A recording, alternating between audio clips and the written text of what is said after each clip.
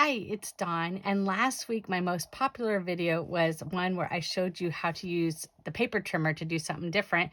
So I thought I'd come back and do another one this week. Now I'm going to show you how to cut little frames out, but then I thought I'd show you a fun way to use it. So many times we want to cut frames out of things because maybe you have a piece of patterned paper that you just don't want to use it all up. And so it's going to be in the back, so you can cut the middle out and then use it for something else. Or in this case, I used it to make frames.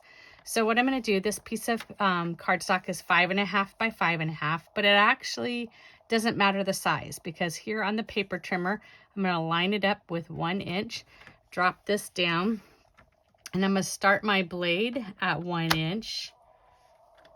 And I'm going to end it 1 inch before the end of the paper. So this one's 5.5, so I'm going to go to 4.5. And I recommend starting out with a simple one like this where it's a square and practice it. Even use, so maybe a cardstock color that you either have a lot of or it's a color you don't like, just so that you can practice it. So again, I'll start the blade at 1 inch and end at 4.5 inches. Turn it and you just keep working your way around. Now to do the other frames that I did, on my largest frame, I did a 1 inch border. And then the next one, I did a 1/2 inch border. And on the last one, I did a 1/4 inch border.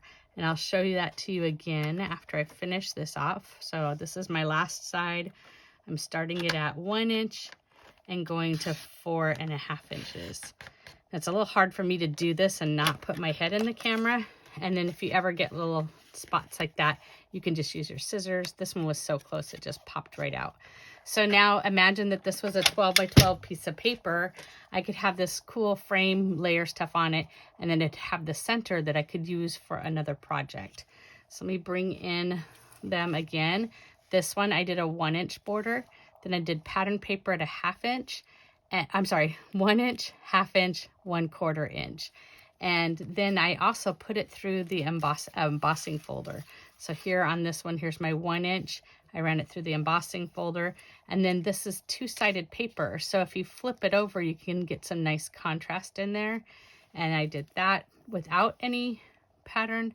And then I did this one through the embossing folder. So that could be a really cool frame in a scrapbook, or you could make like a 6x6 card out of that. And the ideas are just kind of endless. So I hope you enjoy another paper trimmer trick.